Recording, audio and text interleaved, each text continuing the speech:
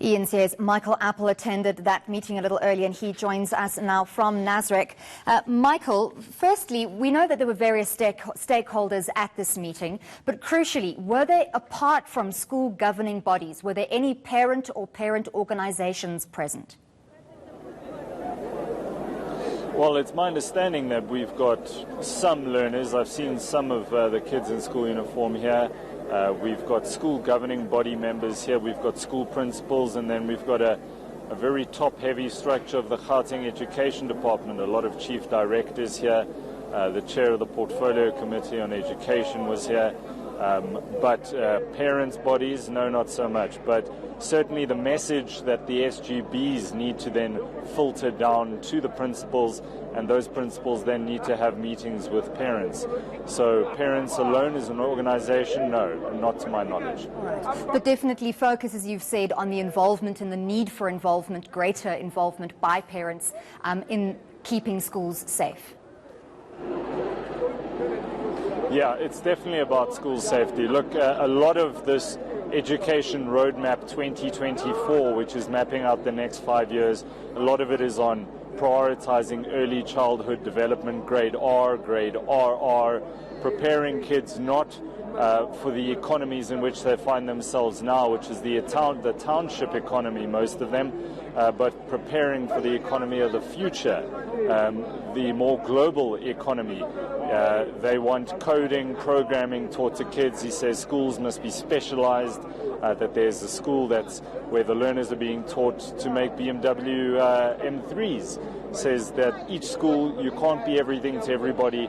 Learn, get a speciality, start preparing those learners for a particular function in society so that everybody can contribute. But of course, the elephant in the room is school safety, and it's not just the safety of the learners, it's the safety of the teachers. So the message was, and this message went to the school governing body members, if there is a teacher that is attacked by a learner, bring them in, deal with it quickly, meet quickly, and treat that learner accordingly. They've given up their right to be a learner when they assault, attack, bring a gun into a school. We know that there was a teacher shot dead the other day. They've given up that right to be a learner. Treat them accordingly. And then his message to school learners was, as that bite just said, if you're not prepared to learn, we're going to put you in an orange jumpsuit and treat you as a criminal. So putting a line in the sand here, saying let's hold hands, let's walk this route together, but there needs to be a certain level of toughness that is incorporated. He called it, we need to maintain the crown. There needs to be a level of discipline that is maintained in schools, and of course that's a collaboration between school governing bodies, principals, learners, and very importantly, parents. Right. So obviously we're speaking about digitization of schools, improving of infrastructure, and as you've just said, none of that is possible or even worthwhile doing if violence and crime at school is as rampant as it is at the moment, because not only will infrastructure be damaged and stolen, but violence, pupils won't be able to learn in a conducive environment, and that technology will be useless. So just recap some of those safety pointers that the MEC has taken through. We know that they want to appoint one policeman for every school. For instance, are metal detectors on the cards? What are we looking at for the future of Gauteng schools? Look, he didn't go into too much detail about this safety plan.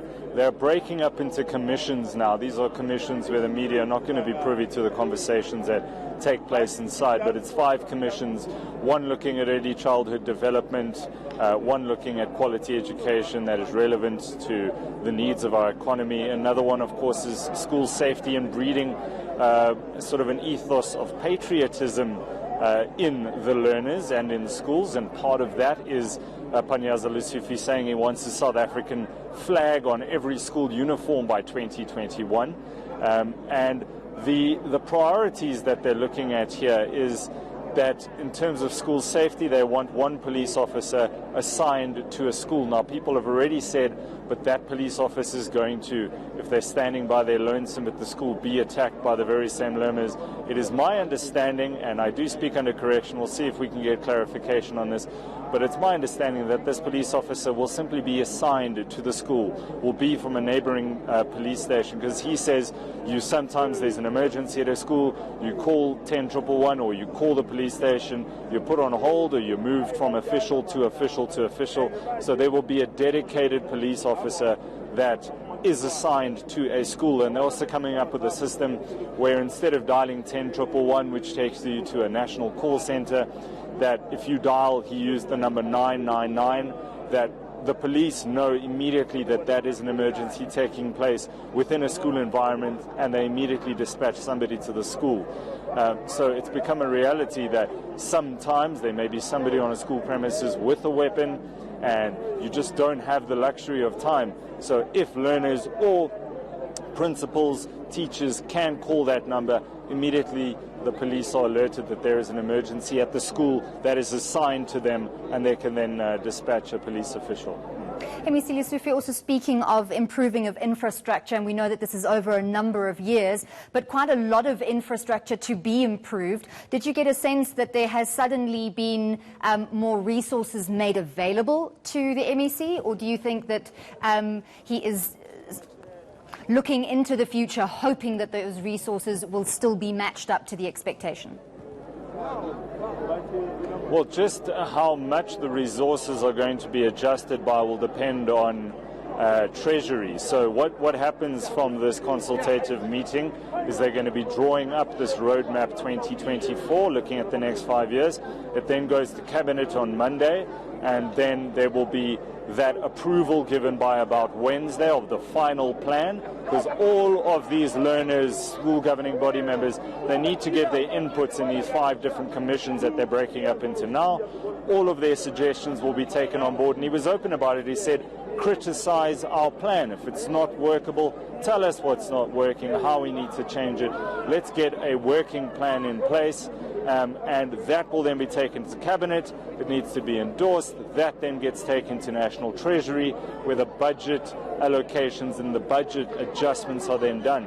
But speaking about school infrastructure, he said that of the 2,300 schools in the province, 180, based on their estimates, are about to fall apart, are about to fall down. He says he wants no mobile schools in the province anymore.